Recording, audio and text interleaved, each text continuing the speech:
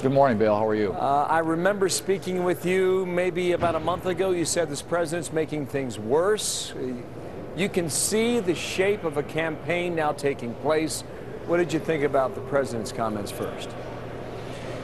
Well, first off, the president, I think, is using a lot of divisive rhetoric, Bill, to shield his record. He has nothing out there to talk about. Since he passed his first stimulus bill, unemployment has gone up by 17%. We've got 1.7 million more Americans who are unemployed. We've got debt that's gone up by 40%. We've seen the health care costs go up by 23%, fuel costs go up. Everything that affects the everyday lives of Americans, the pocketbook issues, the bread and butter, kitchen table type issues, this president's policies have failed. And I think that's why he is out there using this divisive rhetoric to try and get people distracted from his record here, because it's not a record that he wants to talk about. We asked in our poll just recently about how Americans feel about the direction of the country. And the question is this: are you satisfied with how things are going today? 76% say no. Only 24% say yes. What does that mean, Senator, in a campaign year? I think it means that the president ought to get back here and work with us on legislation that would actually improve people's lives and get people back to work. His policies have made it worse. We clearly need a change of direction.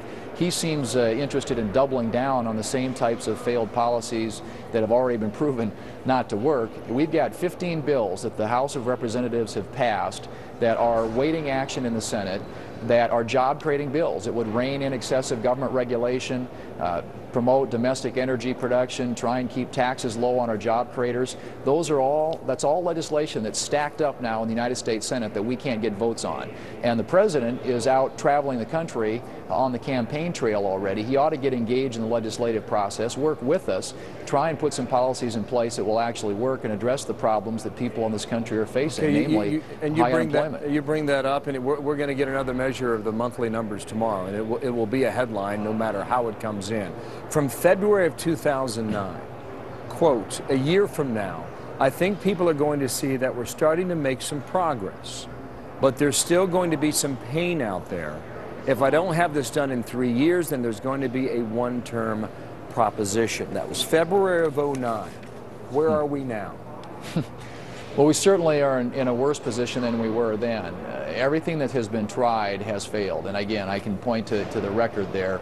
But that's why I think this president, if he is serious as he takes his case to the American people next year, ought to get back to Washington, D.C., work with us. There are most of the bills that I mentioned that have passed the House of Representatives had broad bipartisan support. They're things that actually would help create jobs for Americans. Instead, the president and the Senate Democrats this week are going to try and pass a bill, again, that raises taxes on the people that create jobs permanently to pay for temporary programs that have already proven not to work. That is a failed strategy.